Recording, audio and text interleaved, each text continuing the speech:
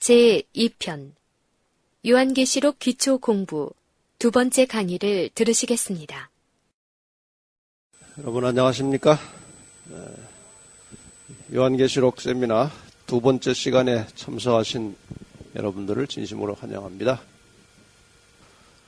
하나님 말씀 한 절 먼저 보고 시작하겠습니다. 베드로 후서 1장 19절에 있는 말씀을 보겠습니다. 이미 지난 시간에 한번 보았던 말씀이지만 베드로후서 1장 19절 말씀 보겠습니다.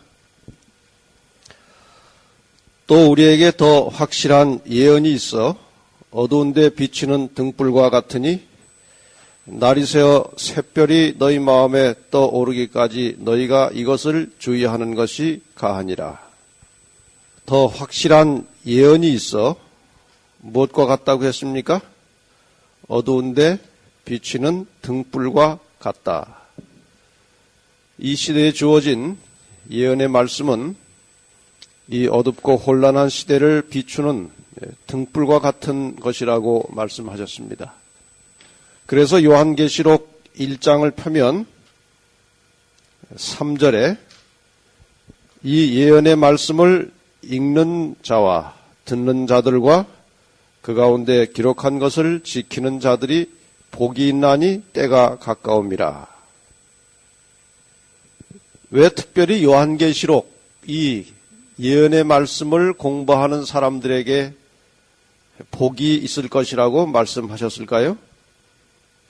그 뒤에 붙여진 단서는 때가 가까움이라. 이 때가 무슨 때일까요? 예수님께서 이 땅에 재림하시게 되는 지구 역사가 끝나고 인류의 역사가 끝나고 하나님의 나라가 시작되는 새로운 출발, 그 시간을 말하는 것입니다. 다시 말하면 예수님께서 재림하시기 직전 이 세상의 역사는 매우 혼란하고 어두워서 사람들이 무엇이 올바른 길인지 분간하기가 매우 힘들고 어려울 것이지만 이 예언의 말씀을 통해서 길을 밝히 깨닫고 볼 수 있을 것이기 때문에 이 계시록을 공부하는 자들에게 복이 있을 것이라고 말씀하신 것이죠. 그러나 이 말씀을 잘못 이해하고 잘못 공부하면 도리어 화가 될 수도 있습니다. 바르게 제대로 공부하면 복이 될 말씀이지만 잘못 공부하면 큰 화가 있게 됩니다. 우리가 길 안내 표지를 조금만 이렇게 틀어놓으면은 사람들이 엉뚱한 방향으로 가듯이 예언의 말씀을 잘못 깨닫고 잘못 가르치면 가르치는 자나 배우는 자나 엉뚱한 길로 가서 더 큰 화 혹은 해를 입게 됩니다. 그래서 계시록의 말씀은 복이 되는 말씀임과 동시에 잘못 알면 해가 된다는 것도 명심하셔서 언제나 주의 깊게 기도를 많이 하시고 성령의 이끌림을 받으면서 이 말씀을 공부하시게 되기를 바랍니다. 제가 며칠 전에 어디 급한 방문을 하게 되었습니다. 우리 교회 전도사님과 제 집사람과 함께 새벽 이른 시간에 방문을 갔는데 길을 잘못 들어가지고 이제 병원을 찾아가야 되는데 그렇게 어려운 길도 아닌데 길을 자칫 어떻게 잘못 들어가지고 엉뚱한 길로 빠져나와서 도무지 그 자리에서 그 목적했던 그 병원을 찾아갈 수가 없었어요. 저희 길 지식 가지고는. 그래서 주변 사람들에게 이렇게 저렇게 물어봤는데 그 사람들이 알기는 아는데 어딘지 그 길 설명을 제대로 못 해주는 거예요. 설명을 들어가지고는 도저히 안 될 것 같아요. 그리고 이제 그 병원 그 환자 수술 시간은 가까이 오고 다급해졌습니다. 그래서 할 수 없이 무슨 방법을 썼는가 하면은 택시 운전사에게 우리가 어디를 지금 어느 병원을 찾아가야 되는데 우리 앞에서 좀 지도를 해달라고 에스코트를 해주면 우리가 택시비를 다 지급할 테니까 에스코트를 해달라고 그래가지고 이제 그 택시가 인도하는 길을 따라가는데 저희가 길을 잃었던 그 자리에서 병원까지 가는 길이 얼마나 복잡하고 어려웠는지 몰라요. 그래서 사람들이 왜 길을 설명을 제대로 못하는지 알았어요. 그래서 그 택시가 이제 가는 대로 이렇게 따라가다 보니까 한 15분 후에 그 병원이 딱 나왔습니다. 제가 왜 이 말씀을 드리는가 하면 우리가 출발은 하나님을 뵙고 싶고 천국에 가고 싶고 정말 하늘나라에 가고 싶어서 출발했는데 얼마든지 우리의 의도와는 상관없이 길을 잘못 들을 수가 있습니다. 아무리 찾아도 길이 안 나타나는 수가 있습니다. 가장 안전한 방법은 예수님께서 안내하시는 길로 가면 되는데 예수님께서 우리 나타나셔서 안내하시는 것도 아니고 그러나 예수님께서 이 마지막 시대에 우리를 안전하게 인도하시기 위해서 주신 지도책이 요한계시록입니다. 요한계시록의 말씀을 잘 따라가면 틀림없이 안전하게 하늘까지 도착할 수 있을 것입니다. 그런데 지난번에 말씀드린 그 이유, 저러한 이유 때문에 계시록이 그저 이해하기가 별로 쉽지를 않는 것입니다. 그러나 잘 공부하면 얼마든지 깨닫고 바른 길을 찾을 수 있기 때문에 주신 책이지 그냥 괜히 끄트머리에 갖다 붙여놓은 책이 아닙니다. 분명히 길이 있고 이해할 수 있는 책입니다. 그래서 이 책이 조금 딱딱하고 씹기가 이제 어려운 책이기 때문에 지난 시간과 이번 시간에 걸쳐서 두 번에 걸쳐서 일단 요한계시록과 관련된 이 서론적인 요한계시록을 더 쉽게 이해할 수 있도록 서론적인 부분을 지금 2시간 할애해서 공부를 하고 있습니다. 한 시간마다 할 내용들은 굉장히 많고 시간이 제한되어 있기 때문에 조금 바로 이제 진도로 들어가겠습니다. 지난번에 교재 우리가 22페이지까지 하고 그 일과를 다 마치지 못한 채 끝났습니다. 23페이지 지난 과입니다. 지난과 23페이지를 보시면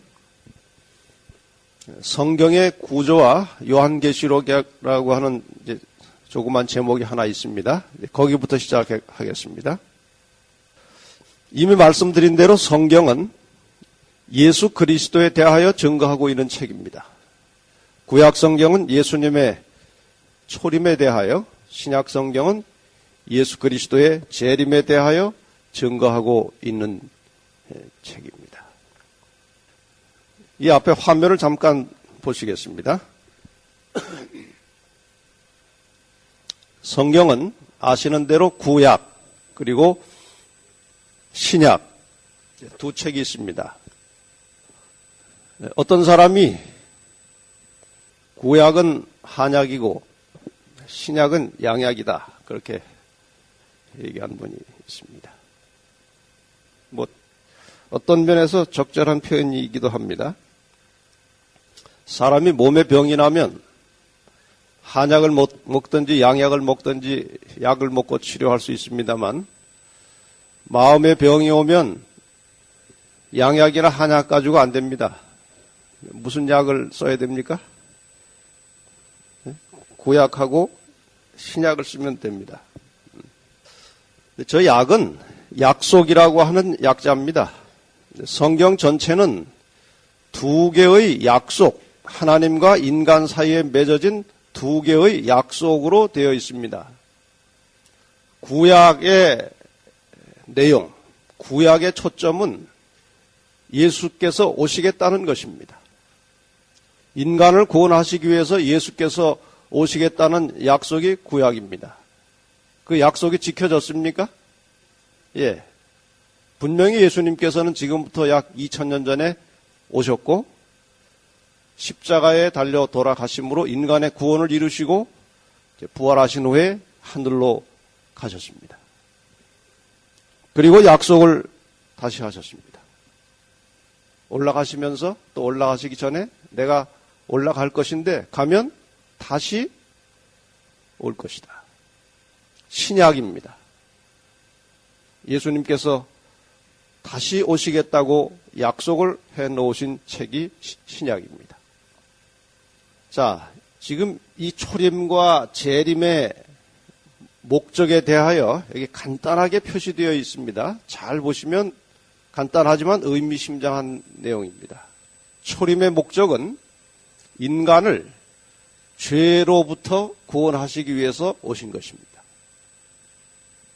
우리는 예수 그리스도의 십자가에 달려 돌아가심으로 누구든지 언제든지 예수 그리스도를 통해서 죄를 해결하고 죄로부터 구원받을 수 있는 길이 열린 것입니다. 무조건 구원된 것이 아니고 구원받을 수 있는 길이 열려진 것입니다. 그리고 본인의 선택에 의해서 누구든지 저를 어떻게 하면 믿으면 자신의 선택에 의해서 예수 그리스도에 대한 믿음을 가질 때에 우리는 죄로부터 구원을 얻게 되는 것입니다.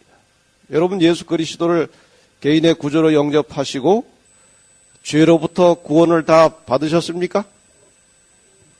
믿음으로 예수 그리스도를 통해서 우리의 죄는 해결되었고 이제 죄로부터 우리가 구원을 받았습니까? 자, 그러나 아직 우리는 어디에 살고 있습니까? 이 죄악 세상에 머물러 살고 있습니다. 죄로부터, 죄라고 하는 그 본질로부터는 우리가 구원을 받았지만 우리는 여전히 죄악 세상을 떠날 수 없이 살고 있습니다. 재림의 목적은 죄로부터 구원을 받은 하나님의 백성들을 죄악 세상으로부터 구출해 가시기 위해서 예수님이 다시 오시는 것입니다. 이것이 재림의 목적입니다. 성경 전체는 이 이야기를 우리에게 전해주고 있는 것입니다. 두 가지가 다 예수에 대한 이야기입니다. 구약도 예수님의 초림, 신약도 예수님의 재림. 그래서 구약이나 신약이나 모두가 다 예수 그리스도에 대하여 말하고 있습니다. 요한복음 5장 39절 우리가 지난 시간에 이미 확인한 내용이지만 다시 한번 깊이 생각하시면서 이 말씀을 읽어보겠습니다. 시작. 너희가 성경에서 영생을 얻는 줄 생각하고 성경을 상고하거니와 이 성경이 곧 내게 대하여 증거하는 것이로다. 성경 전체는 예수 그리스도를 증거하고 있는 책입니다. 예언이라고 하는 것은 지난 시간에 말씀드렸듯이 하나님께서 이 세상을 주관하시고 지배하시고 통치하시는 하나의 원리입니다. 하나님께서는 반드시 앞으로 될 일을 미리 말씀하시고 그 일을 시행하십니다. 그래서 시대마다 하나님께서는 선지자들을 통해서 예언을 주셨고 이 예언을 성취해 가심으로 하나님께서 인간을 구속하시는 역사를 이루어가고 있습니다. 그런데 성경 전체 구도를 보면 상당히 조직적으로 짜여 있음을 발견하게 됩니다. 여러분 교재를 다시 23페이지로 넘어가셔서 몇 가지 설명을 잠깐 보겠습니다. 23페이지입니다. 성경의 대칭적 측면 구조, 이것을 좀 확인해 보십시다. 창세기 1장 1절을 펴면 무슨 말씀이 나옵니까? 태초에 하나님이 천지를 창조하시니라. 분명히 새롭게 시작된 인류의 역사가 창세기 1장에 나타납니다. 그런데 성경 제일 마지막 책, 거의 마지막 부분 요한계시록 21장 1절과 5절을 보면 또 이런 말씀이 나옵니다. 또 내가 새 하늘과 새 땅을 보니, 거기 새 하늘과 새 땅에 밑줄을 좀 쳐놓으시기 바랍니다. 새 하늘과 새 땅을 보니 다시 또 밑줄 친 말은 처음 하늘, 처음 땅. 처음 하늘과 처음 땅은 없어졌고 바다도 다시 있지 않더라. 그럼 창세기 1장에 나온 그 천지가 뭡니까? 하늘과 땅이지요? 창세기 1장에 만들어진 하늘과 땅은 무엇이고 계시록 21장에 기록된 새 하늘과 새 땅이 무엇입니까? 그러니까 처음 만들어졌던 태초에 만들어졌던 하늘과 땅이 없어졌고 새 하늘과 새 땅이 만들어졌다는 것 아닙니까?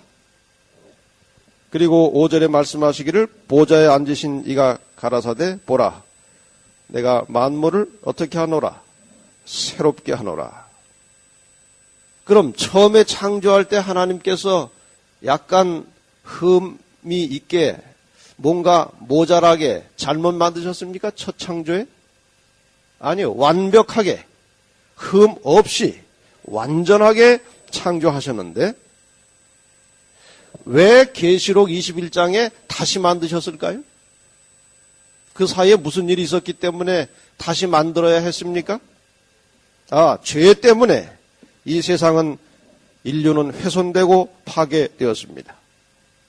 그래서 하나님께서 이 역사의 마지막 부분에 세상을 다시 만드시는 기록이 계시록 마지막 부분에 나타나는 것입니다. 성경에 보면 창세기 1장부터 계시록 22장까지를 다 보시면 죄와 상관없는 장이 4장이 나옵니다. 성경 전체 중에서 죄와 상관없는 기록이 넉 장이 나옵니다. 성경적으로. 어딜까요? 창세기 1장과 2장에는 죄의 흔적이 없습니다. 3장에 타락이 나오기 때문에. 그 다음에 성경 제일 마지막으로 가면 요한계시록 21장과 22장은 거기는 죄가 섞이지 않은 땅입니다. 이해가십니까? 죄는 어디서 끝나는가 하면은 요한계시록 20장에서 죄가 끝납니다. 그러니까 제일 앞에 2장과 제일 끝에 2장은 죄가 없는 장입니다. 그 사이는 다 죄악의 역사가 이어지고 있습니다. 창세기 3장 18절 19절 땅이 내게 가시덤불과 엉겅퀴를 낼 것이라 너의 먹을 것은 밭의 채소인즉 네가 얼굴에 땀이 흘러야 식물을 먹고 필경은 흙으로 돌아가리니 그 속에서 네가 취함을 입었습니다. 너는 흙이니 흙으로 돌아갈 것이니라 하시니라. 이게 이제 죄의 결과가 나타나죠. 가시덤불 엉겅퀴가 나오고 땀을 흘려야 먹고 살 수 있고 그러나 영원히 사는 것도 아니고 결국은 흙으로 돌아가는 죄의 결과 때문에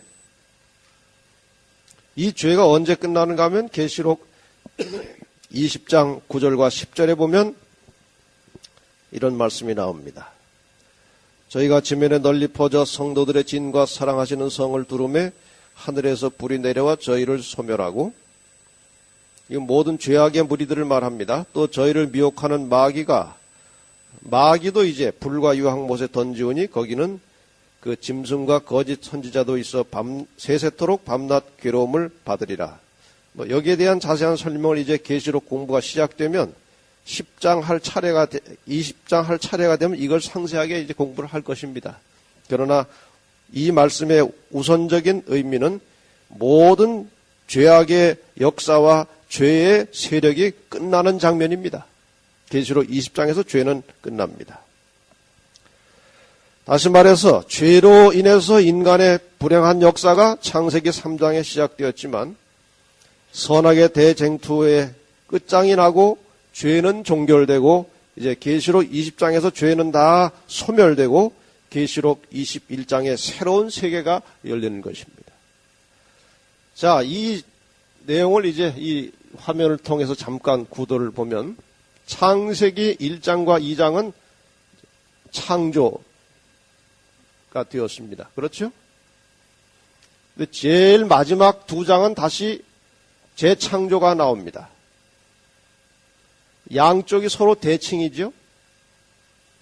그 다음에 창세기 3장에서 뭐가 시작됩니까? 죄가 시작됩니다. 그리고 계시록 20장에서 뭐가 끝납니까? 죄가 끝났습니다. 저 중간 창세기 4장부터 계시록 19장까지는 무슨 역사일까요? 그럼 죄의 역사입니다. 선과 악 사이에 치열한 투쟁이 계속되는 역사가 창세기 4장부터 계시록 19장까지의 내용입니다. 예수 그리스도의 십자가를 중심으로 선악 간의 치열한 대쟁투가 끝나고 계시록 20장의 죄가 소멸되면서 새로운 세계가 시작되는 것이 성경 전체의 구도입니다. 이해가 가십니까? 이렇게 구성이 되어 있습니다. 성경이. 일단 24페이지로 넘어가겠습니다. 제일 꼭대기의 말씀을 좀 잘 신중하게 생각해 보십시다. 도표를 좀 보시면서 24페이지 제일 꼭대기에 있는 말을 좀 살펴봅시다. 하나님을 거역하면서 살아가던 백성들은 계시록 20장에 기록된 악인의 형벌과 멸망에 참여할 것이고, 하나님의 자녀들은 계시록 21장에 묘사된 영원한 생명에 들어가게 될 것입니다. 여러분의 인생을 계시록 20장에서 끝내시겠습니까? 21장으로 넘어가시겠습니까? 어디서 끝내시겠습니까? 20장에서 끝나면 너무 허무하지요? 여기 오신 분들은 한 분도 빠짐없이 절대로 20장에서 인생을 마감하지 마시고 21장으로 넘어가시기를 바랍니다. 네, 정말입니다. 그런데 제가 이렇게 속단해서는 안 될 일이긴 하지만 계시록을 바르게 이해하느냐 못하느냐에 따라서 20장에서 인생이 끝날 수도 있고 21장으로 넘어갈 수도 있습니다. 여러분, 계시록이 그래서 이 말씀을 읽는 자와 듣는 자들과 그 가운데 있는 것을 지키는 자들은 복이 있다는 말씀이 그래서 하신 말씀이에요. 괜한 말씀이 아닙니다. 그래서 지금 이 계시록 공부를 할 때에 누가 제일 지금 초조해하고 기분 나빠하고 불쾌해하고 있는가 하면 사탄입니다. 왜냐하면 사탄의 정체가 계시록만큼 적나라하게 나온 책이 없습니다. 사단의 정체를 알면 하나님 백성이 가는 길이 보이는 것입니다. 여러분 여기 오실 때 혹시 참석하지 못할 사유가 생기면 아하, 이것은 사탄의 장난이구나, 그렇게 생각하시면 틀림없습니다. 저도 요즘에 사단이 싫어하는 일을 하기 때문에 어떻게 시비를 걸어올지 몰라서 조심조심하고 다닙니다. 차도 조심조심 몰고 아주 조심스럽게 다니고 있습니다. 왜냐하면 사단이 하나님의 제어하시는 손길이 거두어지면 사단이 마음대로 사람을 해롭게 합니다. 지금 우리가 진리를 가지고 하나님을 잘 믿고 살 수 있는 것은 하나님께서 제어하시는 손길을 우리에게 두고 계시기 때문에 그런 것이지, 그 보호하는 손길이 거두어지면 사탄이 우리를 그냥 두지 않습니다. 그래서 여기 오시는 동안에 뭐 그렇다고 불안해하실 건 없어요. 하나님께 늘 기도하시고 편안한 마음으로 오셔서 이 말씀을 통해서 정말 생명의 길을 발견하게 되시기를 바랍니다. 창세기 3장 24절 말씀을 다시 잠깐 볼까요? 거기 이제 죄가 시작되면서 일어났던 또 하나의 현상이 나오는데, 이같이 하나님이 그 사람을 쫓아내시고 에덴 동산 동편에 그룹들과 두루 도는 화염검을 두어 생명나무의 길을 지키게 하시니라. 이 말씀도 공부를 하자면 한 2시간 해야 되는 말씀이에요. 굉장히 아주 심오한 의미가 들어있는 말씀인데, 일단 아담과 하와가 죄를 지은 다음에 에덴 동산에서 쫓겨났고 다시 에덴 동산으로 들어오지 못하도록 생명나무로 접근해 가는 길을 차단했습니다. 분명하지요? 생명나무의 길을 지키게 하시니라. 그런데 이 길이 다시 뚫리는 장면이 나와요. 계시록 22장을 보시면 이 계시록은 굉장한 책입니다. 온갖 원리가 이 속에 다 들어있어요. 계시록 22장 1절, 2절, 14절 말씀을 연속해서 보겠습니다. 또 저가 수정같이 맑은 생명수의 강을 내게 보이니 하나님과 및 어린 양의 보좌로부터 나서 길 가운데로 흐르더라. 강 좌우에 뭐가 있었습니까? 생명나무가 있어 12가지 실과를 맺히되 달마다 실과를 맺히고 그 나무 잎사귀들은 만국을 소성하기 위하여 있더라. 생명나무가 있는데 참 신비하게 12가지 실과가 달마다 맺힌다. 그 맛이 어떨지 참 궁금하시죠? 꼭 가서 이거 먹어보십시다. 그 두루마기를 빠는 자들은 복이 있으니 이는 저희가 어디에 나가며 생명나무에 나가며 문들을 통하여 성에 들어갈 권세를 얻으려 함이로다. 물론 상세한 설명은 나중에 계시록 22장 공부할 때 다시 하겠습니다. 지금 여기에서 우리가 좀 분명히 마음에 새기고 넘어가야 될 부분은 막혔던 닫혔던 생명나무로 가는 길이 계시록 22장에서 다시 열렸다는 것입니다. 생명강은 다시 흐르고 생명나무로 가는 길은 열린 것입니다. 어떤 사람들이 생명나무로 간다고 했는가 하면 무엇을 빨아 입는 자들이 그랬습니까? 두루마기를 빠는 자들이 복이 있고 왜 복이 있는가? 저희가 생명나무에 갈 수 있기 때문에 그렇다. 여기 두루마기를 빠는 자들은 날마다 죄를 씻고 마음의 죄악을 품지 않고 하나님과 사람을 사랑하면서 살아가던 사람들입니다. 이 두루마기를 빨고 빨아입고 사는 사람들에게 약속된 영원한 생명을 얻게 될 시간이 매우 가까이 다가오고 있습니다. 자, 이와 같이 창세기와 계시록은 아주 밀접한 관계를 가지고 있다는 것, 지금 이것을 강조하기 위해서 이 말씀을 드린 것입니다. 그래서 구약에 대한 올바른 이해가 없으면 계시록을 공부할 수 없다는 것입니다. 24페이지 교재를 보겠습니다. 계시록의 그 코드를 푸는 세 가지 열쇠, 다시 말하면 이미 이런저런 방향에서 말씀을 드렸습니다만 요한계시록을 풀기 위해서는 이 세 가지 개념을 바르게 가지고 있어야 계시록을 풀 수 있다는 것입니다. 첫째 열쇠는 구약 성서와 그 구약 성경에 나타난 예언 그리고 여러 가지 언약들에 대한 이해를 가지고 있어야 요한계시록을 제대로 풀어나갈 수가 있습니다. 구약 성경이 어느 나라 말로 기록되었습니까? 예? 구약 성경이 어느 나라 말이요? 예, 히브리어로 기록이 되었습니다. 히브리어. 이 히브리라고 하는 말이 자주 나옵니다. 히브리. 성경에 보면 히브리라는 말이 자주 나오는데 그 말 뜻을 좀 확실하게 알고 성경을 읽으면 훨씬 더 도움이 될 것 같아서 약간의 혼란이 있을 수도 있는 몇 낱말을 좀 공부하고 넘어가겠습니다. 히브리어도 있지만 히브리인이라고 하는 말도 자주 나옵니다. 히브리 사람이라는 말도 나오고 이스라엘 백성이라고 하는 말도 자주 나옵니다. 그렇죠? 성경에.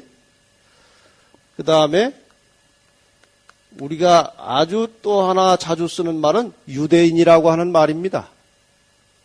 이게 다 비슷비슷한 말인데 저 뜻을 좀 알고 우리가 보면 훨씬 더 쉽겠죠? 우선 히브리라고 하는 단어는 그 원래 뜻이 강 저편에서 온 자들이다. 그런 뜻입니다. 그러니까 이스라엘 백성들에 대하여 다른 사람들이 볼 때 저 사람들은 히브리 족속이다. 그렇게 평가한다고 보면 상당히 가깝습니다. 예를 하나 들어보겠습니다. 우리 한국 사람들은 무슨 족이라고 합니까? 혹시 배달민족은 이제 우리끼리 하는 이야기고 좀 전문적인 학술적인 용어로 퉁구스족이라고 합니다. 퉁구스족. 이 퉁구스족이라고 하는 것은 동부 시베리아, 중국, 만주 등지에 퍼져 사는 몽고 계통의 몽고 계통의 사람들을 퉁구스족이라고 합니다. 그래서 몽고 사람하고 우리하고 생김새가 어때요? 상당히 비슷하지요? 가끔 텔레비전 뉴스에 보면 꼭 한국 사람 같이 생겼죠, 몽고 사람들이. 그래서 몽고에 가서 전도하려면 다른 나라에 가서 전도하면 다 거부하는데 한국 사람들이 가서 전도하면 아주 전도가 잘 된답니다. 워낙 생긴 것이 비슷하니까 같은 동질감을 느낀다는 거예요. 히브리라고 하는 말은 이제 그런 뜻으로 생각하시면 됩니다. 히브리 종족, 히브리 민족 그렇게 생각하시고요.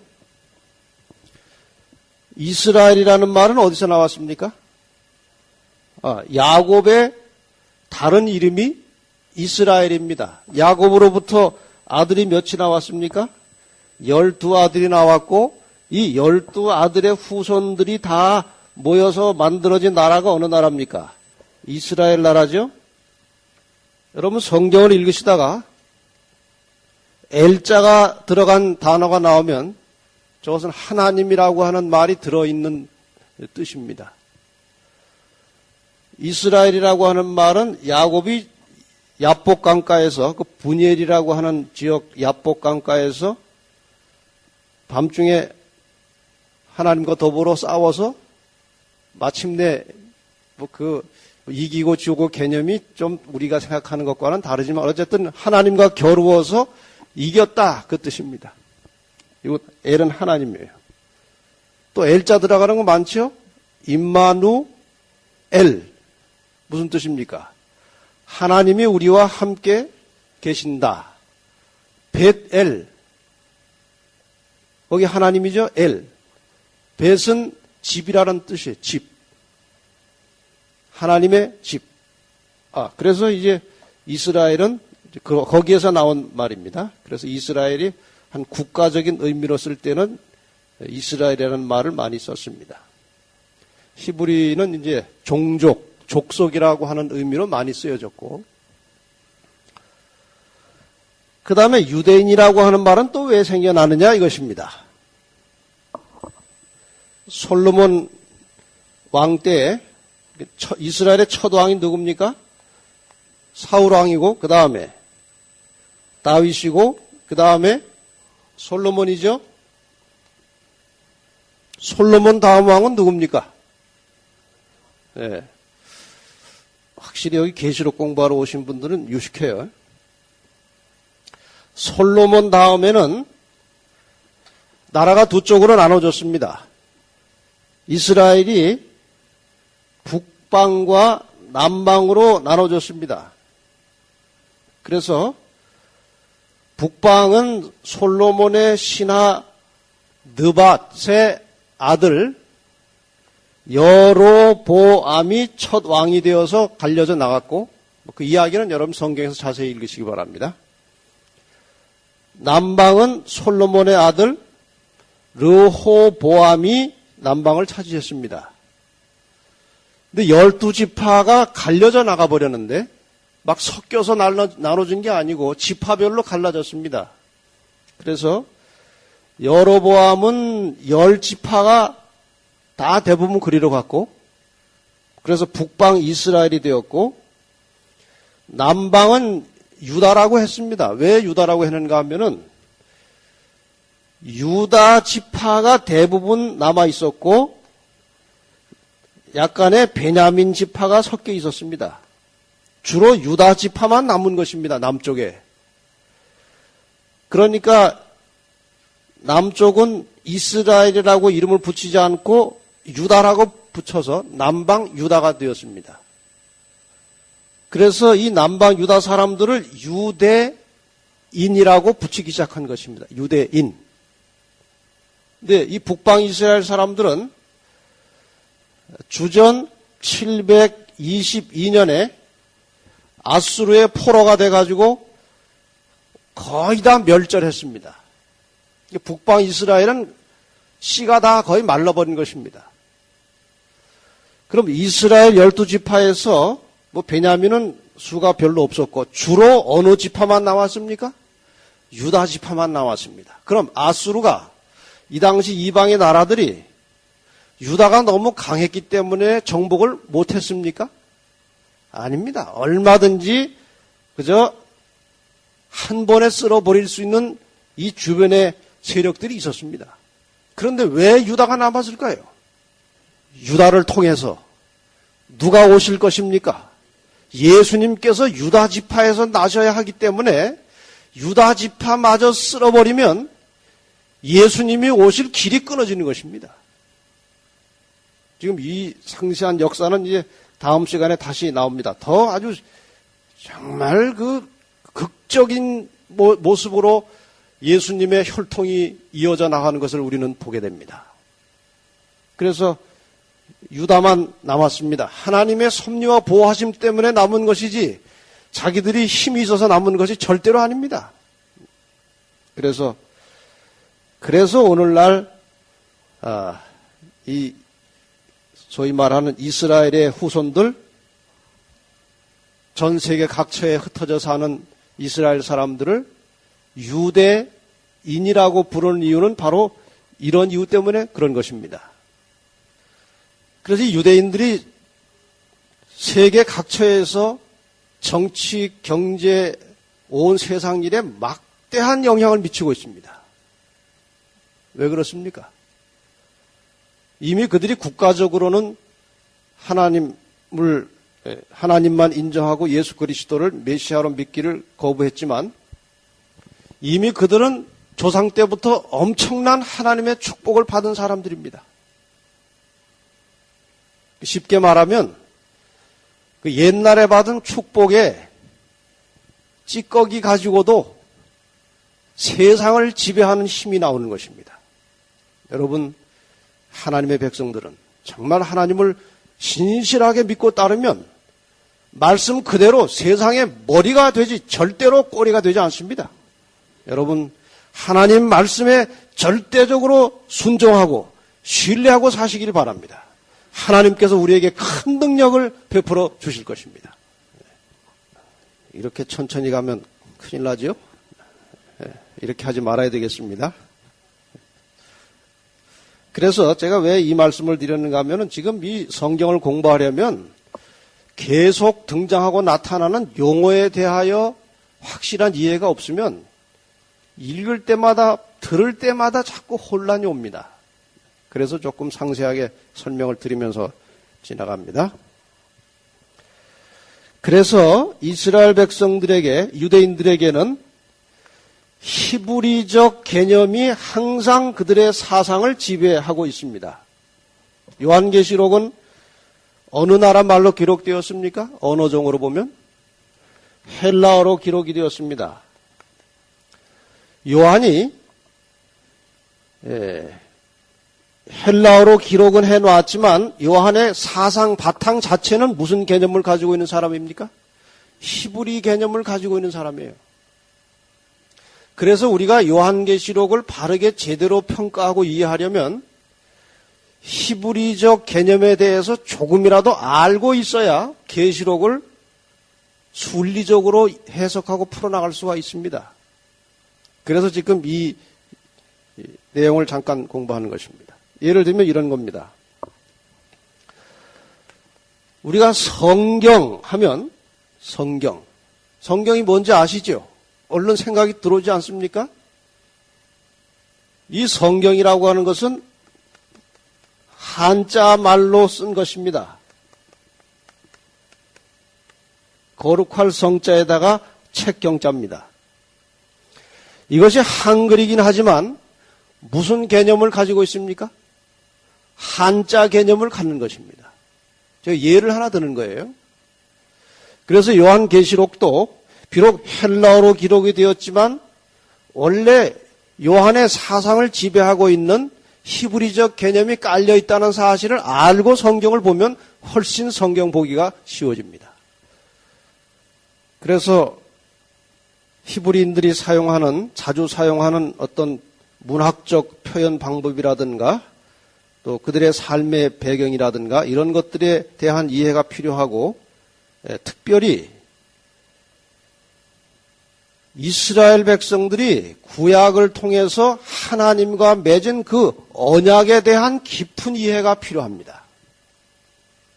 왜냐하면 지난번에 말씀드린 대로 요한계시록의 상당히 많은 부분은 구약과 연결이 되어 있습니다. 그래서 구약에 대하여 무지하고 구약에 대해서 아는 것이 없으면 계시록을 제대로 공부할 수가 없게 되어 있습니다.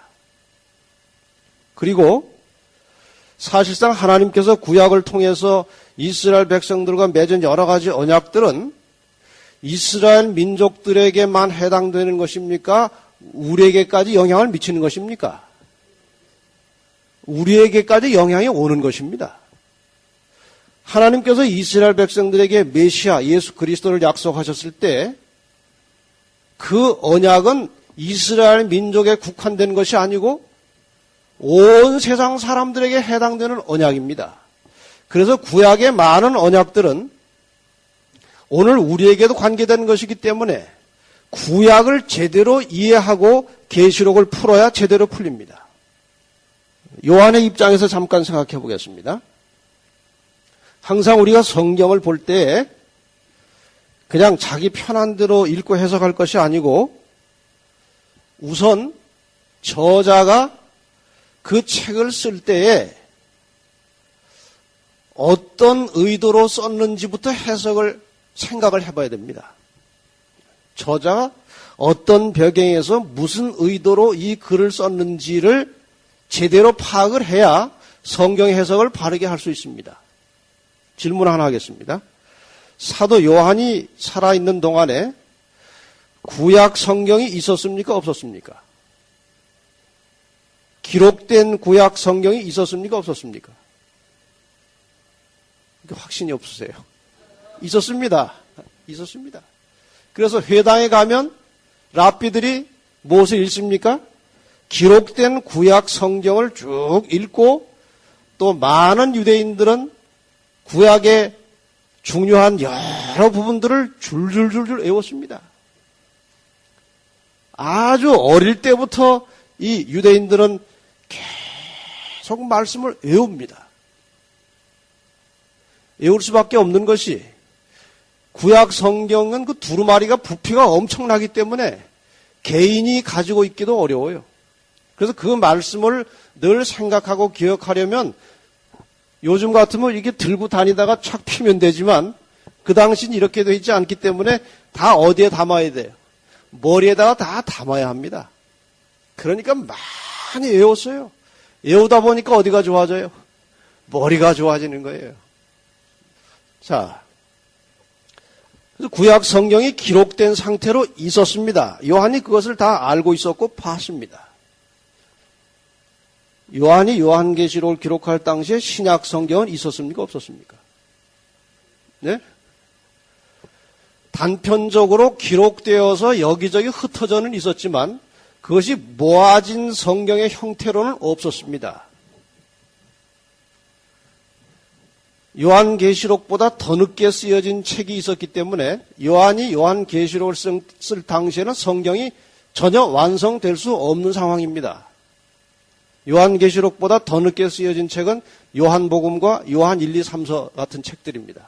그것은 요한이 반모섬에서 나와가지고 쓴 책입니다. 그러니까 요한의 사상 중에서 가장 성숙되고 정말 호도알처럼 무르익은 사상은 요한복음과 요한 1, 2, 3서 속에 들어있습니다. 여러분 그 책을 잘 보시면 하나님에 대하여 얼마나 시보하게 가르치고 있는지 모릅니다.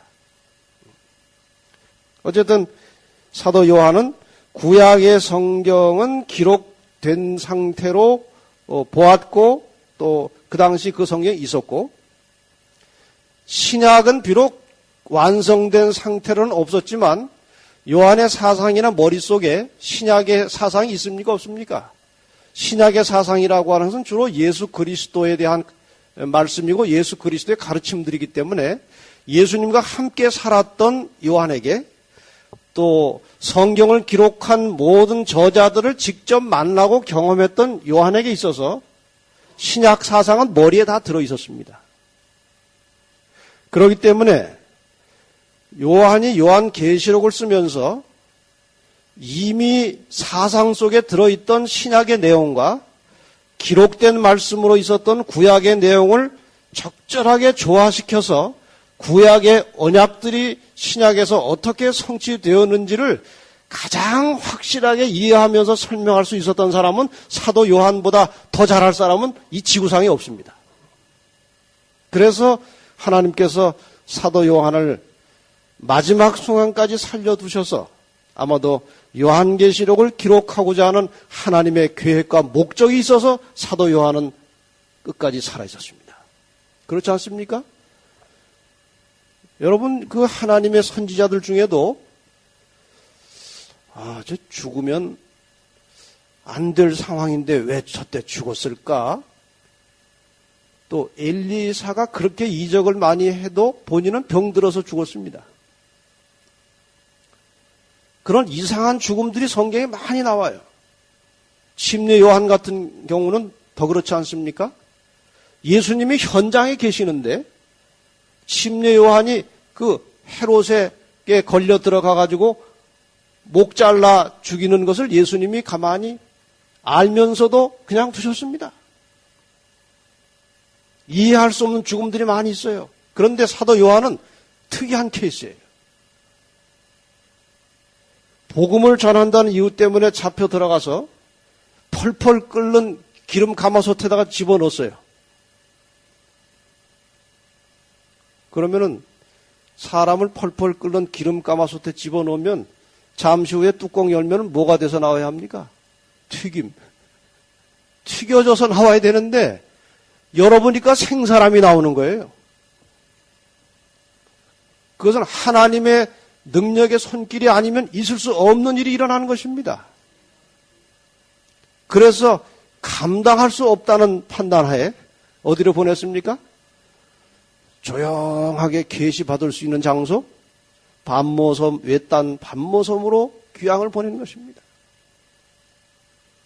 그래서 사도 요한이 구약의 언약과 신약의 복음을 적절하게 조화시키면서 완성해 놓은 작품이 요한계시록입니다. 그리고 요한계시록은 특별히 하늘에서 예수님께서 계시를 내려주시면서 완성된 것이기 때문에 그 내용이 얼마나 풍부하고 다양하고 얼마나 진실한지 모릅니다. 이제 우리가 그 말씀을 공부하려고 하는 것입니다. 이제 25페이지로 넘어갑니다.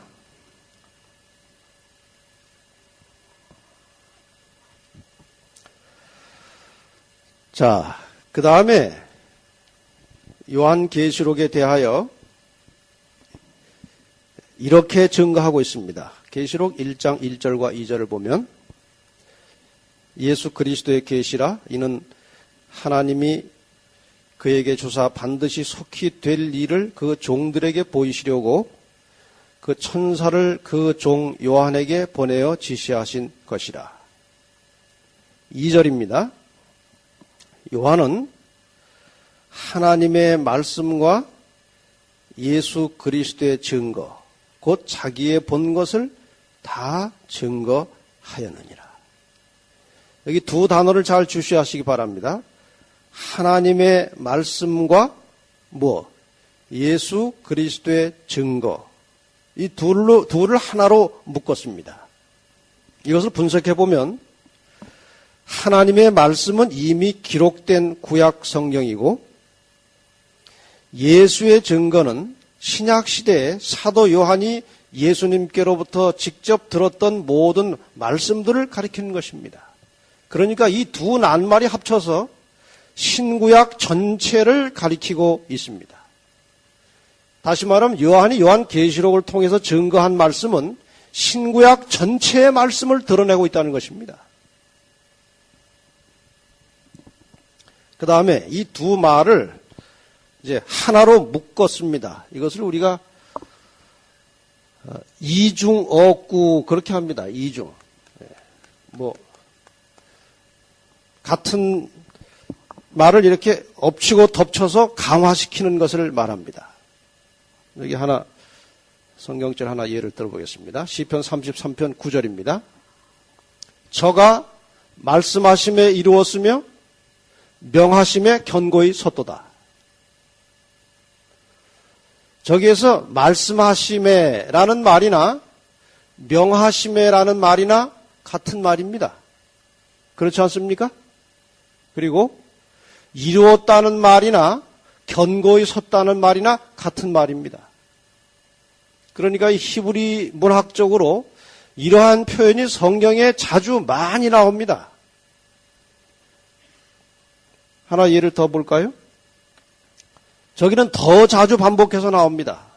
시편 19편 7절 8절에 보면 여호와의 율법은 완전하여 영혼을 소성케 하고 여호와의 증거는 확실하여 우둔한 자로 지혜롭게 하며 여호와의 교훈은 정직하여 마음을 기쁘게 하고 여호와의 계명은 순결하여 눈을 밝게 하도다. 저기 노란색으로 된 글자들은 사실은 다 같이 하나님의 말씀을 가리키는 표현들입니다. 그런데 여러 가지로 표현이 되었습니다. 그러면서 그 말씀에 대하여 힘을 주고 있는 것입니다. 그런 의미에서 요한계시록 여기에 표현된 하나님의 말씀과 예수 그리스도의 증거라고 하는 이 두 말은 합쳐져서 하나의 하나님의 신적인 권위를 부여하고 있습니다. 구약과 신약은 똑같이 하나님의 권위를 드러내는 하나님의 말씀이라고 하는 사실을 우리에게 가르쳐주고 있습니다. 그런데 그 내용은 뭐라고 기록되어 있는가 하면은 계시록 1장 1절에 반드시 속히 될 일이라고 했습니다. 지나간 일이 아니고 무슨 일이요? 속히 성취될 일이 어디에 기록된 것입니까? 계시록에 기록된 것입니다. 그런데 다니엘서에 보면 다니엘서 2장 28절에 보면 후일에 될 일, 다니엘 2장 29절 45절에 보면 장래일 다 이렇게 되어 있습니다. 그래서 다니엘과 계시록은 다 다니엘서는 다니엘 시대로부터 이후에 있을 일, 계시록은 사도 요한의 시대로부터 그 후에 있을 일들을 기록해 놓은 것입니다. 다니엘과 계시록을 이렇게 비교하시면 상당히 정확하게 이해가 되는 것입니다. 대개 선지자들에게 하나님께서 예언을 주실 때는 그 선지자가 살고 있는 그 당대로부터 앞으로 있을 일들을 예언으로 보여주십니다. 그러면은 다니엘은 무엇인가? 저 뒤에서 이 글씨 보이십니까? 잘 안 보입니까? 다니엘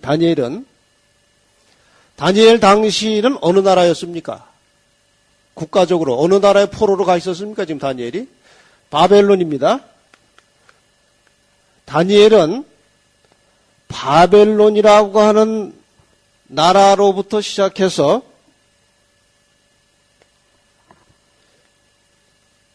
세상 끝날까지의 역사가 다니엘서에 나옵니다. 바벨론을 연대적으로 보면 BC 주전 605년입니다. 다니엘서의 예언은 주전 605년경 바벨론의 역사로부터 세상 끝날까지의 역사가 예언적으로 상징으로 그려져 있습니다. 그런데 어떻게 그려져 있는가 하면은 망원경을 보는 식으로 멀리까지 이 시대를 조명하고 있습니다. 망원경식 예언입니다. 다니엘은 쉽게 말하면 물론 어떤 부분은 상당히 세부적인 부분이 포함되어 있습니다만 그럼 계시록은 무엇인가? 계시록은 이제 누가 썼습니까? 사도 요한이 썼죠. 요한은 BC 605년 이후로 약 700년 가까이 지난 후에 연대로 말하면 AD 97, 8년경이니까 그저 쉽게 100년으로 잡겠습니다. AD 100년. 시대로 말하면 초대교회 시대입니다. 초대교회.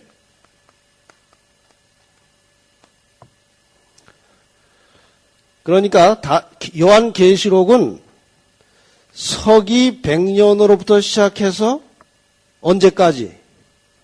세상 끝날까지의 역사를 망원경이 아니고 현미경식으로 우리에게 보여주고 있습니다. 현미만 쓰니까 현미쌀 같은데, 네. 현미경자를 붙여야 되겠습니다.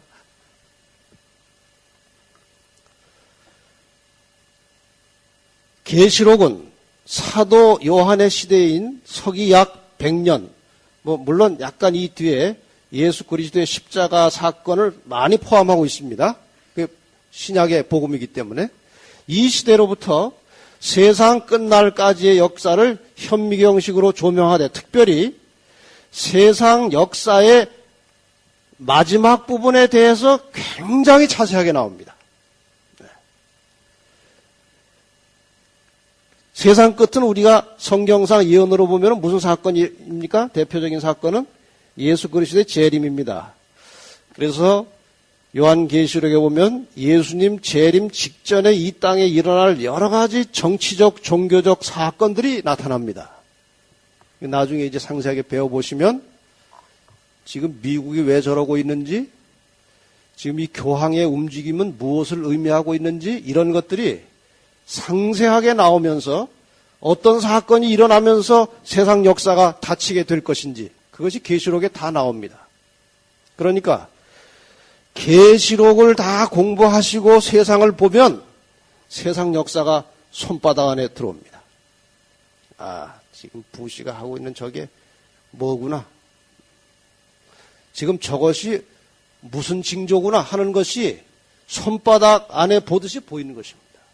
왜냐하면 하나님께서 예언을 통해서 우리가 가야 할 길을 밝히 보여주셨기 때문에 그런 것입니다. 왜 보여주셨을까요? 피할 것은 피하고 취할 것은 취하고 길을 바르게 찾아서 안전하게 하나님 나라에까지 도착하도록 하시기 위해서 예언을 주셨기 때문에 우리는 계시록의 모든 말씀을 통해서 이 모든 것들을 확인하게 되는 것입니다. 여러분 20회의 이 계시록 공부가 마치면 이 세상이 전혀 새로운 상태로 보여질 것입니다. 내 인생의 방향이 분명한 목적을 가지게 될 것입니다. 지금 하루하루 내가 살아가는 것이 도대체 어떤 의미를 가지고 살아가야 하는지를 깊이 깨닫게 될 것입니다. 그래서 요한계시록은 생명을 주는 책입니다. 자, 그 다음에 두 번째 코드는 사도들의 복음서 속에 포함된 메시아에 대한 사상을 어느 정도 이해하고 있어야 합니다. 무엇을 공부하려면? 계시록을 공부하려면 복음서에 나타난 메시아 사상을 이해하지 못하면 계시록을 공부해도 길이 보이질 않습니다. 그러니까 계시록 공부하려면 구약도 이해를 하고 있어야 되고 신약도 이해를 하고 있어야 되고 성경 전체의 흐름을 윤곽을 가지고 있어야 계시록 공부가 아주 쉬워집니다. 그래서 다음 시간에는 성경 전체의 윤곽을 아주 쉽게 이해할 수 있도록 한 번 더 강의를 하겠습니다. 이제 다음 시간 강의를 들으면 계시록 공부를 하지 않아도 어느 정도 이 성경 전체 스토리를 그냥 아하, 계시록에서 뭘 공부하게 되겠구나까지 추측할 수 있어요. 곧 다음 시간에 하겠습니다. 어쨌든 왜 우리가 이 메시아 사상에 대한 깊은 이해가 있어야 하는가 하면 사도 요한은 이스라엘 민족으로서 유대인으로서 메시아에 대한 깊은 기대와 메시아에 대한 깊은 사상을 가지고 있던 사람이기 때문에 그가 기록한 요한계시록을 이해하려면 우리도 메시아에 대한 사상을 가지고 있어야 합니다. 우선 메시아라는 말 자체에 대해서 잠깐 생각하겠습니다. 메시아. 이 히브리어 메시아는 기름 부음을 받은 자 혹은 기름 부음을 받은 왕이라는 뜻입니다. 이 메시아라고 하는 히브리어가 신약의 헬라어로 바뀌어진 것이 그리스도입니다. 그 그리스도나 메시아나 똑같이 기름 부음을 받은 왕이라는 것입니다. 그런데 그 예수를 이스라엘 유대인들이 메시아로 받아들인다는 것이 절대로 쉬운 일이 아니었습니다. 우리가 지금 유대인들 혹은 이스라엘 백성들에게 그렇게 예수님이 기적도 많이 베푸시고 그렇게 엄청난 일을 하셨는데 어떻게 예수를 거절했을까? 그렇게 머리가 좋은 것 같으면서 왜 저렇게 머리가 나쁠까? 유대인들이 그런 얘기를, 그런 생각을 할 수 있어요. 그러나 입장을 바꿔놓고 생각하면 우리가 그 당시 유대에 살았어도 예수를 메시아로 인정하는 데 실패했을 것입니다. 왜냐하면 지금 유대인들은 구약에 있었던 그 언약, 메시아에 대한 언약을 직접 피부로 느끼면서 그 말씀을 들었고 체험했던 그 선조들은 다 입이 죽었습니다. 그 다음에 이제 글로 구전으로 내려와서 이제 메시아 사상을 가지고 있었는데 당장 현실이 문제예요. 지금 어느 나라에 속박하에 있습니까? 로마에 속박하에 있습니다. 로마로부터 아주 극심한 압제를 받으면서 정말 하나님에 대한 신앙을 제대로 표현하기도 어렵고 아주 어렵고 고달픈 생활을 하고 있었기 때문에 지금 구약에 언약된 그 메시아에 대하여 이스라엘 이 유대인들은 어떤 개념을 가지고 있었는가 하면 빨리 메시아가 나타나가지고 1차적으로 어디를 쳐부셔버렸으면 좋겠어요. 로마를 쳐부시고 해방시켜서 이 세계에 아주 우뚝 선 최강국을 만들어주기를 기대하고 있었어요. 그런데 어디 촌 동네 나사렛에서 정말 볼품없는 한 남자가 나타나더니 자기가 메시아라고 하는데 그거 도무지 이 유대 지도자들이 메시아로 받아들일 수가 없었습니다. 심지어는 순간순간 저분이 메시아구나라고 인정했던 예수님과 3년 반을 같이 살았던 제자들까지도 늘 반신반의 하면서 어떨 때는 살아계신 그리스도시라고 고백했다가 또 어떨 때는 예수님 저 앞에 보내고 뒤에 쫓아가면서 예수님이 왕 되면은 누가 제일 높은 자리 차지하지? 그런 거 가지고 또 다투기도 하고 또 사는 게 워낙 가난하다 보니까 저 예수님이 어떻게 좀 확 해가지고 우리를 좀 부자로 만들어 주시지 않나? 또 왕이 될 분 같은데 왕 되면 이제 뭐 한 자리씩 하면 또 살림이 괜찮아지겠지. 그런 생각을 하고 살다가 그것이 언제 들통이 났는가 하면은 십자가에 돌아가시기 전에 예수님이 잡혀가니까 다 도망가 버렸습니다. 제일 큰 소리 치던 베드로는 3번 부인하고 맹세하고 저주해 가면서 나 저 사람 모른다고. 그러던 제자들이 도대체 무슨 계기 때문에 자기의 목숨을 걸고 그리스도의 메시아이심을 온 세상에 전파하게 되었느냐 하는 것입니다. 무엇 때문에? 죽기 직전까지만 해도 그렇게 비겁하고 도망다니고 피해 다니던 제자들이 도대체 무엇 때문에 그렇게 목숨 걸고 그리스도를 증거하는 메시아 사상으로 충만한 증인들이 되었느냐 하는 것입니다. 그것이 바로 그리스도의 죽음을 틀림없이 봤는데 살아서 나타나신 것입니다. 그리고 40일 동안 다니시더니 여러 사람이 보는 중에 하늘로 올라가는 것입니다. 여러분, 예수님에 대한 것은 절대로 꾸며낼 수 있는 이야기가 아닙니다. 예수님의 모든 행적은 공개적으로 다 드러난 것이기 때문에 꾸며낼 수 없는 것입니다. 수많은 증인들의 말씀에 의해서 성경이 기록되었고 우리는 그 여러 증인들의 말씀에 근거해서 예수님에 대해서 한치도 의심하지 않고 그리스도를 나의 구주로 믿을 수 있는 것입니다. 네. 그래서 하늘로 올라가는 것까지 봤습니다. 드디어 이 제자들이 이제 가슴을 치고 회개하면서 그리스도의 증인이 될 것을 결심했는데 막상 증인의 일을 하려고 보니까 자기들은 아무것도 할 수 없다는 사실을 깨닫게 되었습니다. 그래서 생각해 보니까 예수님께서 무슨 약속을 하셨어요?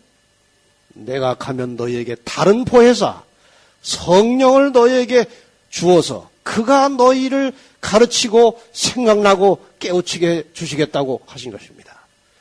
그래서 자기들의 무기력함을 깨닫고 하나로 마음을 모아서 약속하신 성령의 역사를 구했을 때 성령이 임하셨고 그들은 하루에 수천 명씩 회개하여 돌이키는 큰 역사를 이루는 메시아의 증인이 된 것입니다. 그렇게 해서 삽시간에 복음이 로마를 뒤덮어 갔습니다. 그런데 이제 같이 일하던 동료 제자들은 다 죽었습니다. 누구 하나 남았습니까? 요한 하나 남았습니다. 그런데 이 요한은 예수님께서 살아 계실 때 그의 모든 삶을 지켜봤고 그의 죽음과 부활과 승천을 목격했고 그래서 성령을 받았고 나가서 큰 능력으로 외쳤습니다. 그런데 사도 요한은 예수님이 하늘로 가시는 것은 봤는데 하늘에서 무엇을 하고 계시는지에 대해서는 모르는 것입니다. 그런데 이제 요한이 이제 나이 많아서 거의 이제 생명이 다해갈 늙음하게 밤모섬에 있을 때 어디가 열렸습니까? 하늘이 열리고 자기들이 보는 가운데서 올라가신 예수님이 하늘에 가셔서 무슨 일을 하고 계신지를 본 것입니다. 사도 요한이 밤모섬에서 하늘을 열리고 자기들과 함께 사시던 예수님을 그 계시 가운데 봤을 때 얼마나 기분이 좋았을까요? 그래서 예수님께서 하늘에 가셔서 하신 일을 가만히 보니까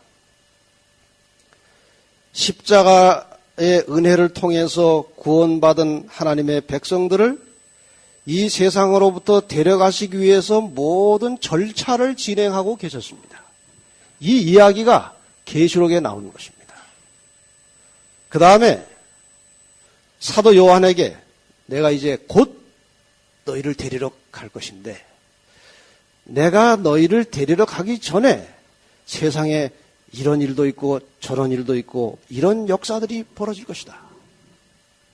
이것이 내 시대에 이루어질 일이 아니고 앞으로 있을 일이다. 후일에 될 일이다. 그러나 너는 훗날에 나의 백성들을 위해서 이 글을 기록하라는 것입니다. 그래서 요한이 그 예수님의 부터 내려오는 계시를 다 받아가지고 우리를 위해서 이 마지막 시대를 사는 우리를 위해서 상세하게 기록해 놓은 책이 바로 요한 계시록입니다. 이스라엘이 애굽에서 구출되어서 나온 그 장면은 우리가 장차 예수 그리스도의 재림과 함께 이 땅에서 구출받아서 올라갈 상황과 거의 같은 것입니다. 실물 교훈입니다. 이스라엘 백성들이 애굽에서 나오려고 할 때 바로가 그냥 나가라 그랬습니까? 뭐 어떻게 해서라도 안 내보내려고 수없이 거짓말을 해가면서 뭐 재앙이 너무 힘들면 빨리 가라 그랬다가 재앙만 거둬지면 다시 또 취소하고 또 그런 일을 반복해가면서 안 보내려고 했습니다.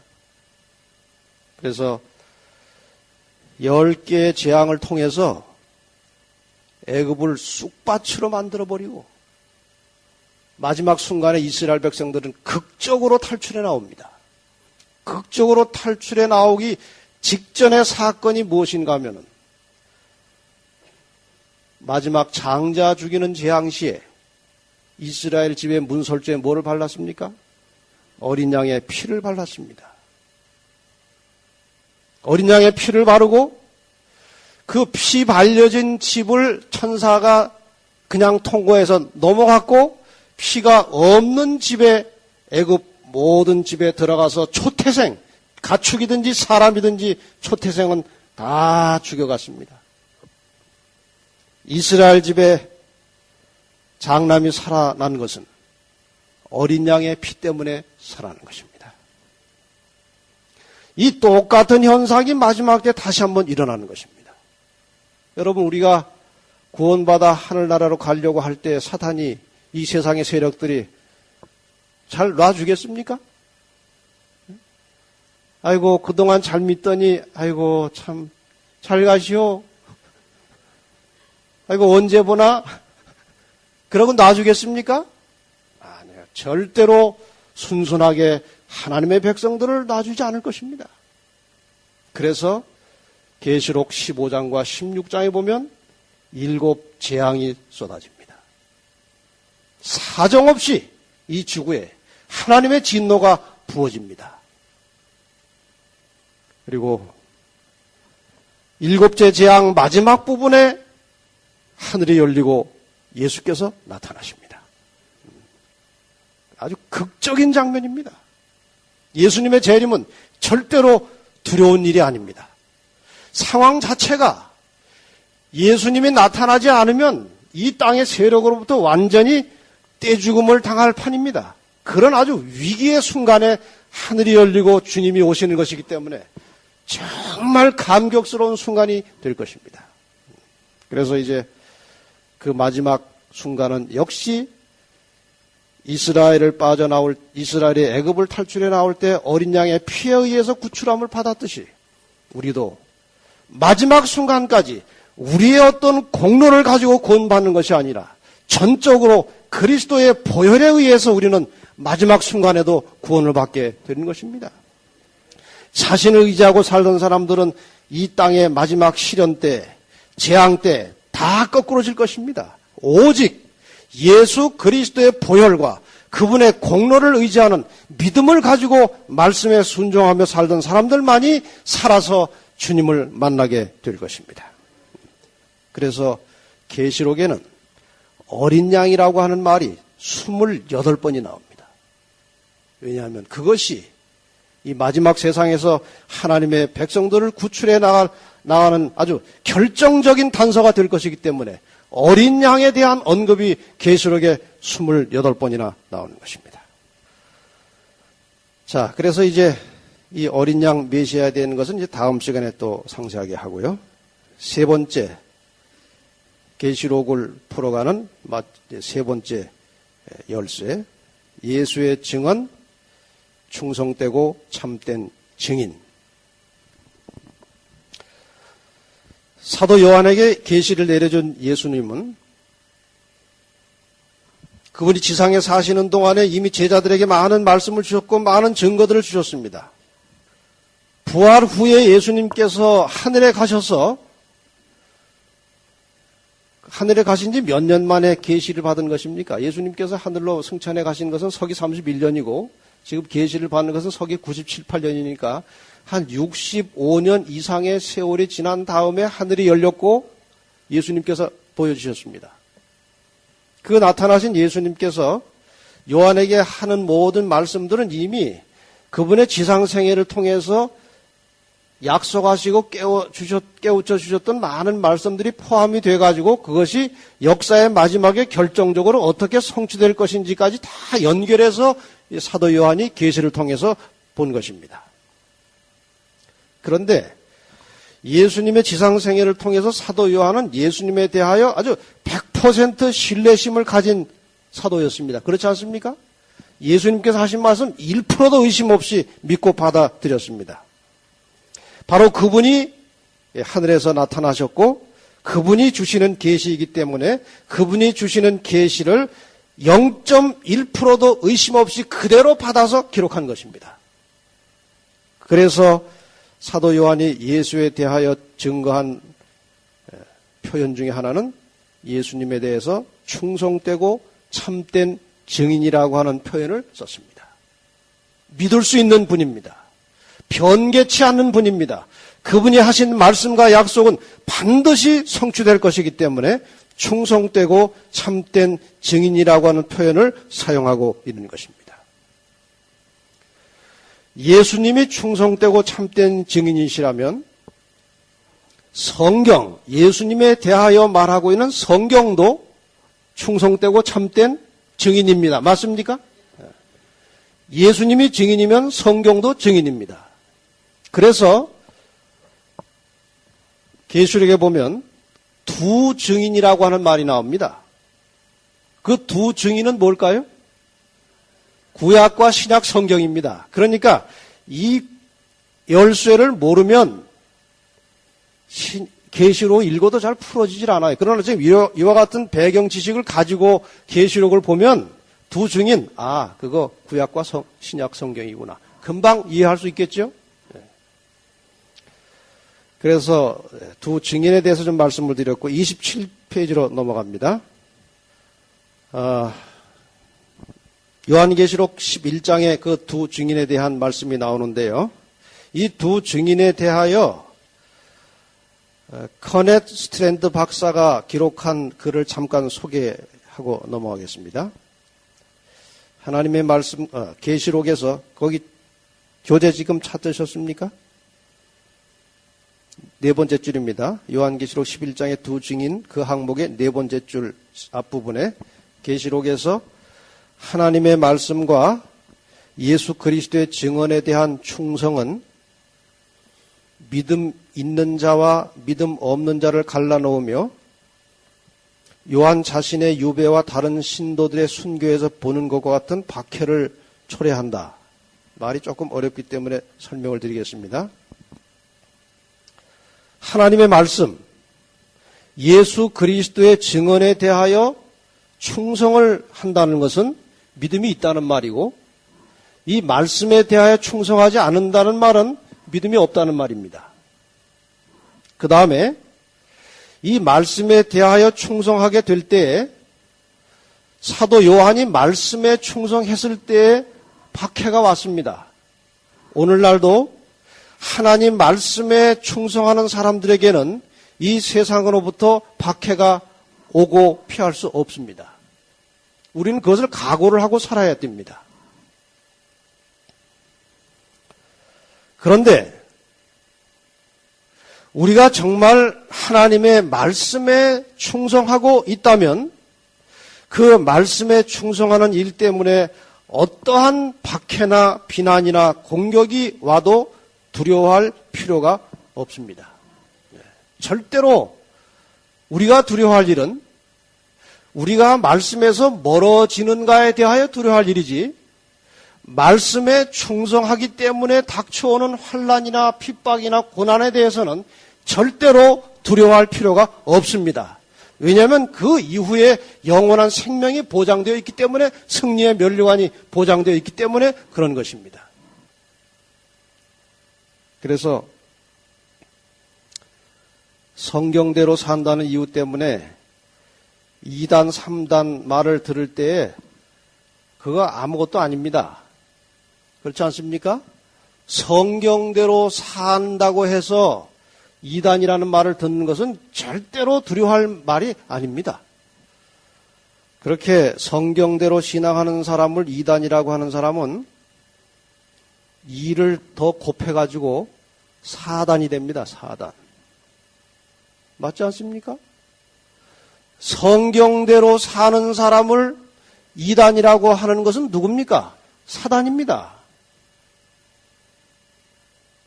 여러분, 언제나 다른 사람이 나를 무엇이라고 어떻게 생각하느냐에 관심 갖고 그런 것 때문에 두려워하지 마시고 항상 하나님의 말씀에 충성스럽게 살기 위해서 기도하고 노력하시길 바랍니다. 그것이 최고의 신앙입니다.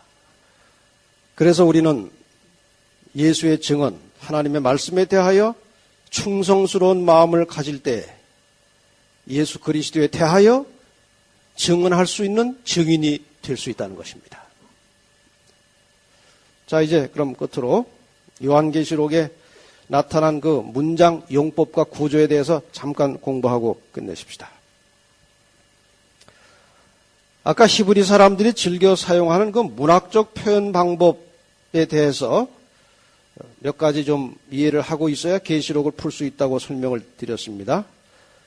그 사람들은 우리도 마찬가지입니다만 그 사람들은 특히 이런 면에서 아주 다양하게 글을 써갑니다. 그냥 이렇게 생각 없이 생각나는 대로 글을 쓰지 않고 다 그것을 어떤 격식에 맞추어서 글을 짜나가는 기술이 탁월합니다. 히브리 사람들이. 성경도 그런 구조로 쓰여져 있다는 사실을 이해를 하면 성경 이해가 쉬워집니다. 대구법, 대비법, 이거 다 일일이 설명할 시간 없습니다. 아크로스틱이라고 하는 것은 그냥 우리말로 하면 삼행시, 앞에 글자 하나 놓고 이제 말을 잘 만들어 이어나가는 그런 형태의 문장 작법입니다. 그 다음에 동음이어, 내가 멋있는 배를 타고 가다가 배 그 갑판 위에서 배를 하나 깎아 먹었다. 그 배. 발음은 같지만 다른 뜻을 갖는 그런 식으로 이제 문장들을 쓴다 이것입니다. 우리가 여기서 계시록을 공부하기 전에 잠깐 익혀놓고 지나갈 기법은 키아스무스라고 하는 것입니다. 키아스무스. 한번 따라하세요. 키아스무스. 이것은 교차 대구법이라고 하는 것인데 이 대구법은 평행 대구법과 교차 대구법 두 가지가 있습니다. 이것을 잘 이해하시면 계시록 공부가 쉽기 때문에 그것을 좀 공부하고 구조를 살핀 다음에 끝내겠습니다. 28페이지 넘어가시면 평행 대구법이 있고 교차 대구법이 있어요. 평행 대구법이라고 하는 것은 관련된 내용들을 열거할 때에 동일한 순서를 따라서 반복 혹은 대비해서 설명하는 방식입니다. 우리 속담의 예를 하나 들겠습니다. 낱말은 누가 듣고 새가 듣고 반말은 쥐가 듣는다. 그런 말이 있죠. 낮에 해당하는 대꾸는 밤이고 새에 해당하는 대꾸는 뭡니까? 쥐입니다. 그래서 형태를 보면 A가 나오고 B가 나오고 그 다음에 다시 A에 대한 대꾸로 A 다시가 나오고 B 다시가 나옵니다. 이러한 형태를 평행 대꾸라고 합니다. 이것이 세 개일 수도 있습니다. B 다음에 C가 나오고 그 다음에 C 다시가 나올 수도 있어요. 이걸 평행 대꾸라고 하고 실제로 그 예를 들면 계시록 12장에 아주 좋은 예가 하나 있어서 옮겨왔습니다. 계시록 12장 1절과 2절에 보면 여자라는 말과 아이라고 하는 말이 나옵니다. 시간상 읽지 않고 이것은 나중에 계시록 12장 공부할 때 다 상세하게 설명하겠습니다. 그 다음에 3절 4절에 넘어가면 뭐가 나옵니까? 용에 대한 이야기가 나옵니다. 다시 5절 6절로 가면은 또 다시 뭐가 나옵니까? 여자와 아이 이야기가 나옵니다. 7절로 넘어가면은 또 다시 무슨 얘기가 나옵니까?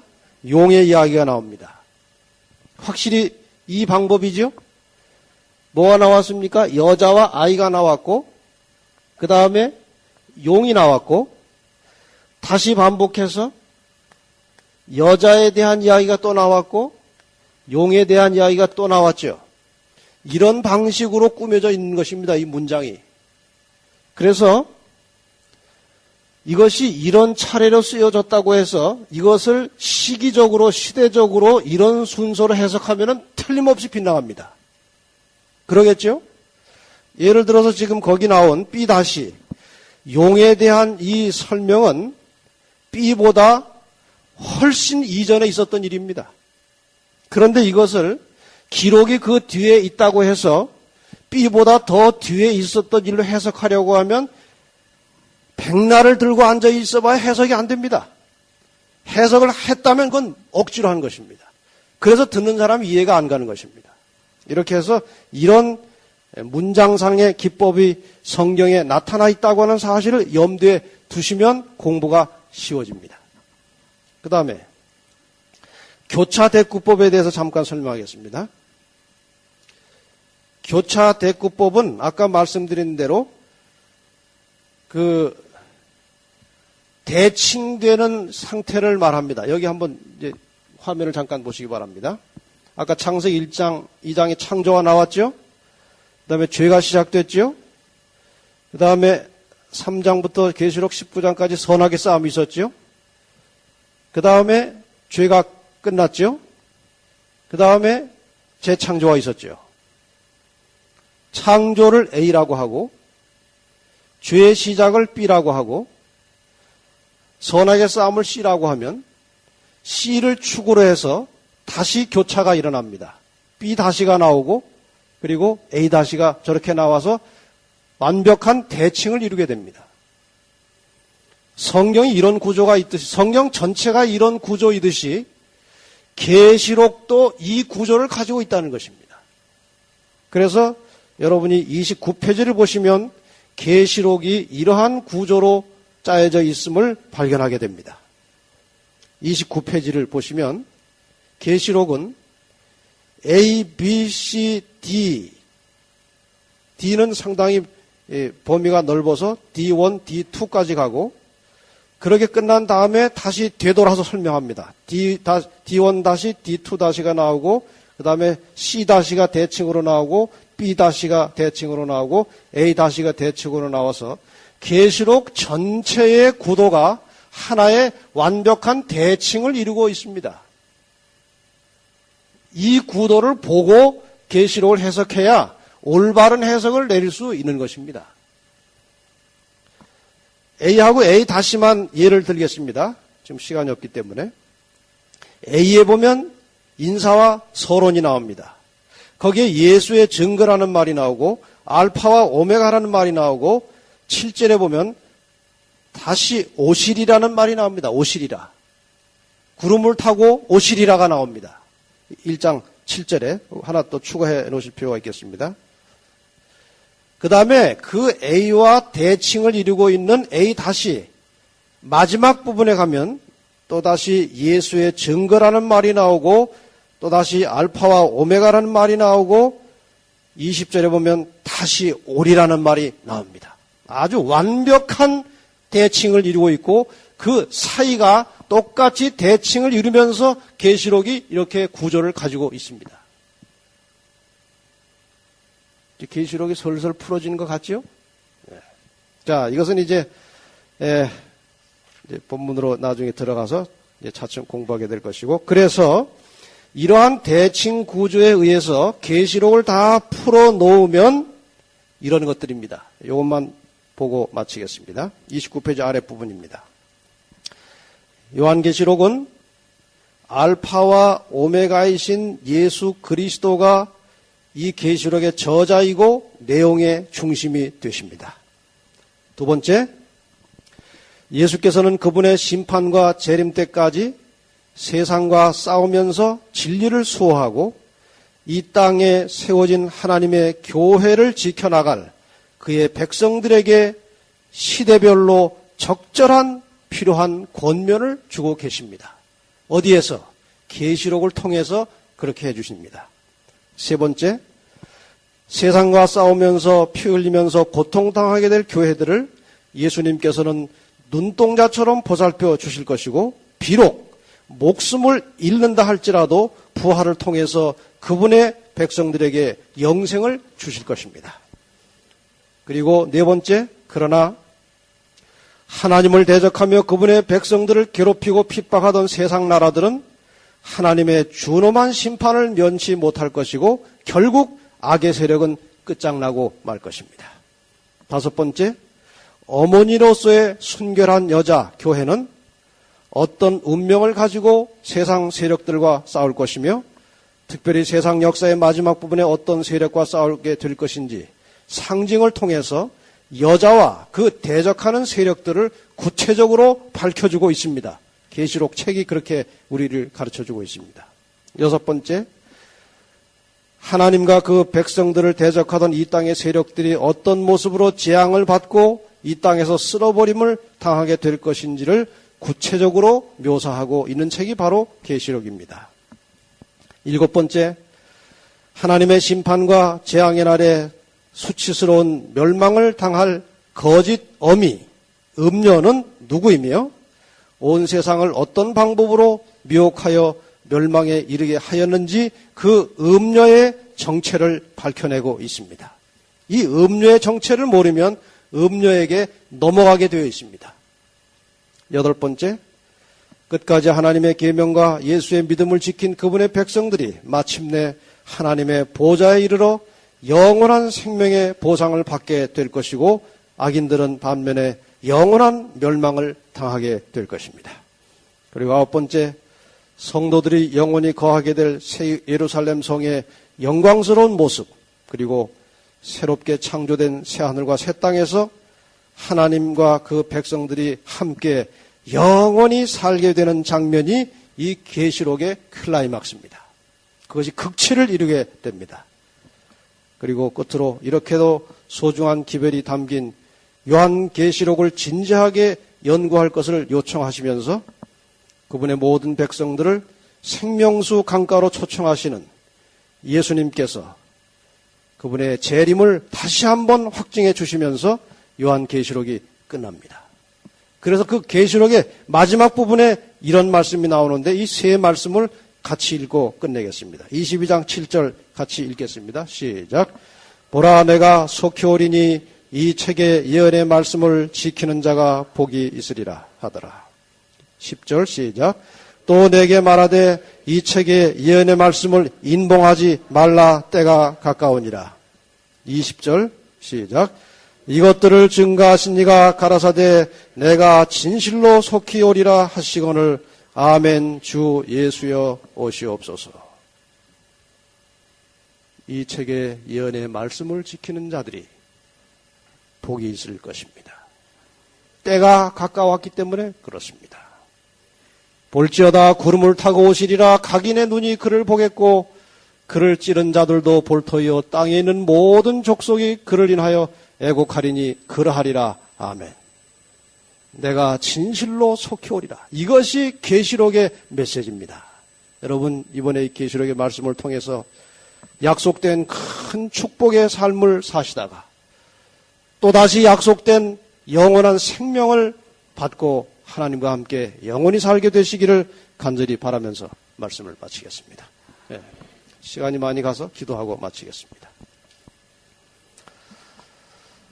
사랑의 아버지, 이처럼 찬란하고 영광스러운 기별을 저희들에게 주셔서 감사합니다. 많은 사람들이 분주하게 다니고 있는 이 시간에 여기 하나님을 사랑하고 말씀을 갈급하는 주님의 백성들이 함께 모여서 이 시대를 향해서 특별히 준비하고 마련해 주신 요한계시록의 말씀을 이렇게 진지하게 나누며 공부하게 해주셔서 감사합니다. 이 말씀을 펼쳐서 연구할 때 하늘의 지혜가 필요합니다. 저희를 도와주시옵소서. 사탄의 시험에 들지 않도록 우리를 붙들어 주시옵소서. 이 모든 말씀들을 밝히 깨닫고 이해하여 하나님께서 우리를 하늘까지 인도하시는 그 아름다운 길을 발견하게 하시고 영원한 생명을 누리는 일에 실족하지 않도록 우리를 지도하시고 이끌어 주시옵소서. 예수 그리스도의 이름으로 간절히 기도하옵나이다.